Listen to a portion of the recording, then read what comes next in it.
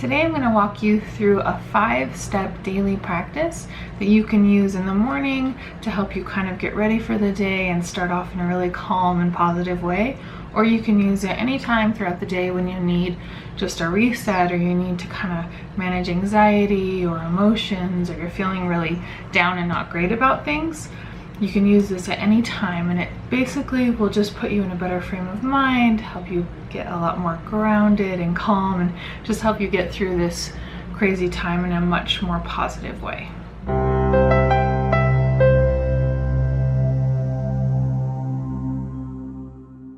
So I love daily practices and developing things like this, and I use them in different ways throughout my practice and throughout my life.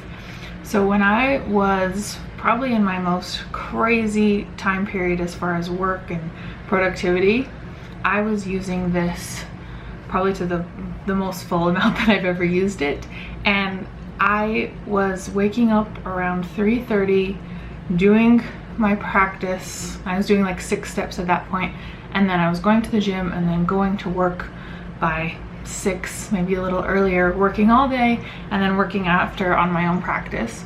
And I really think that this is one of the things that helped me be able to do that and not go crazy, because it kept me grounded and focused and just kind of dialed into what I needed to do, and also gave me some skills to manage all the emotions and stuff that came up. So I've developed these in different ways at different times in my life, and I have some that I do specifically for clients who are working through an addiction, or they just want to feel better. So we develop a practice for them in the morning or to check in throughout the day to help them through that. So this basically is perfect to also apply to pregnancy, because there's so many emotions and things that come up with pregnancy. And I did a whole video on 10 things and 10 ways that pregnancy impacts you emotionally and mentally, because there's way more than that, right? It's really a tough time. So this is a great opportunity to use these things and make them really work for us. So this has kind of been my 5-step practice, and you can, edit or choose to do a few, or, kind of make it your own. Sometimes I'll do maybe 3 of these, and sometimes I'll do all of them. And it also varies in time.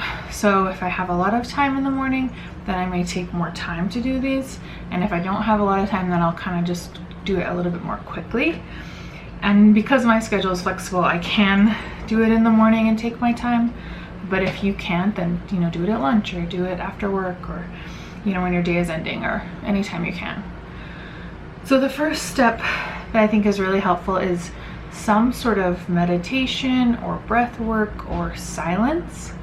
And this applies to all the different programs, no matter what you're doing. I think this is really helpful.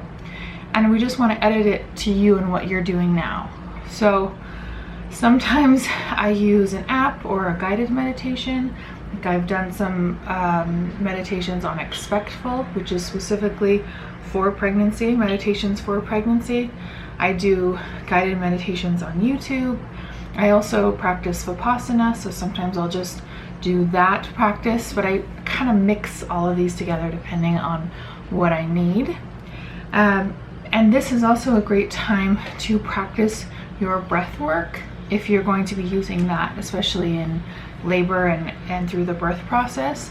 So if you're following a specific methodology, or if you just are practicing, 4x4 breathing, 4 counts in, 4 counts out, it's a great time to practice that, because we want to practice all of the things for labor beforehand so we get in the habit of it. So for me, that's been hypnobirthing, which is a couple different kinds of breath work, and a lot of the books and the meditations kind of have those built in. So I have one book that you can read the meditations, or you can follow along on an audio, or you can just practice the breath and the meditation. So it's a great time to do that. So pick one of those things. If it's just sitting in silence and, kind of grounding yourself that way, that's great. If you want to try YouTube or a guided meditation or a specific meditation for pregnancy or the birth that you want, then that's a great time to practice. And I like starting out with this before you check your phone or before you do anything, even though that's hard, right? So sometimes I'm not great at that, but when I do, I notice a difference. When I go straight into meditation or silence instead of jumping into the craziness of the day, it really makes a difference and starts you out a lot more grounded and mindful throughout your day. So that's kind of my step one. Step two is affirmations. And I have a whole video coming out on my affirmations that I've used throughout pregnancy. So if you want to be notified when that comes out, make sure you've subscribed and click the little bell notification thing. There will also be a playlist on pregnancy, so you can check that out. But I'll read you all of my specific affirmations that I've used through a pregnancy. But I just love affirmations. So pick some that help you work through what you're dealing with now. So what stress do you have now? What's kind of holding you down or weighing on you? What are you worried about? What's heavy? What's a struggle? And we can create things that basically help us work through that and remind us that we can get through this and that we are going to get through this and we will be okay. So creating them specifically for our kind of stress and pain and anxiety points is so great. And again, this is a perfect opportunity to do that because there's so many worries and stressors and anxieties that come during pregnancy. So we want to target those specifically and say those to ourselves and remind those to ourselves. Remind ourselves of those things. So sometimes I just read them, like I have them in notes and in the notes on my phone, and I just read through them. Sometimes I say them out loud. Sometimes I pick a few that I really need and I'll make sure and say those over and over again, or I'll put a specific one on the screensaver on my phone so I have that throughout the day. But it's just a great reminder, and again, couldn't be more perfect for this stressful time. So pick affirmations that work for you. And the next one that goes into that is visualizations.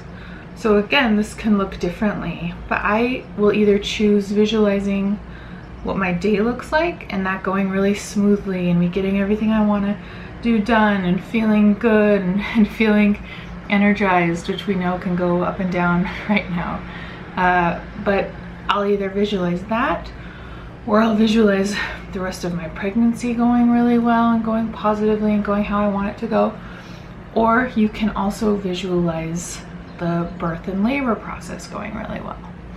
And I don't do the birth and labor process visualizations as much in the morning. It feels like a lot to start out with. So I'll usually do that later in the day or in the evening, or when I have a little bit more space to kind of feel that, because that can bring up more anxiety for me. But I really try to visualize that and to keep that going. And one thing that's helped me with that is watching other people's positive birth stories on YouTube. So it kind of gets in your head that visualization, and then you can kind of go off, on your own with that and kind of take pieces of the things that you liked from their stories and integrate them into how you want your story to be, and really picture that happening and feel that and believe that will happen. I think that's really powerful. So visualize either your day or your pregnancy or your labor going really well, and try to connect and really feel like what that feels like. And my memory card was full, so don't mind the little blip there, sorry about that. But the fourth one is positive reading or writing. So some people like to journal or reflect at this time. I tend to read. Lately it's been just reading some of the things on my little apps. Like I have apps that will tell you what's going on with the baby that day or that week, or give some little tips, and those are kind of positive. I like reading those in the morning. I also will read kind of positive and uplifting quotes or little excerpts, and this is also usually the time where I post something on my True to You Counseling Instagram story. So I'll kind of be in that positive mindset and looking for those things, and then I'll post something on that story at this time as well. So it's just kind of a time to take in positive information or to reflect on things and take the time to do that for as long as you want. Mine in this little part is pretty short usually, but some people like to spend time, reading a book or writing or whatever. So the last and final one is some sort of stretching or exercise. And as we know, both of those things are important all the time, but especially during pregnancy. So I try to kind of wake my body up and stretch a little bit, maybe do a little stretching on the exercise ball, and just kind of move around. And it really helps with back pain, especially when you wake up, because you know sleeping is really uncomfortable right now. So stretching your back and kind of moving around can really ease some of that pain and help you feel better. And then I've been trying, in the 3rd trimester at least, to go for at least 30 minutes of activity or exercise a day. So at this point, I'll usually move into some sort of workout.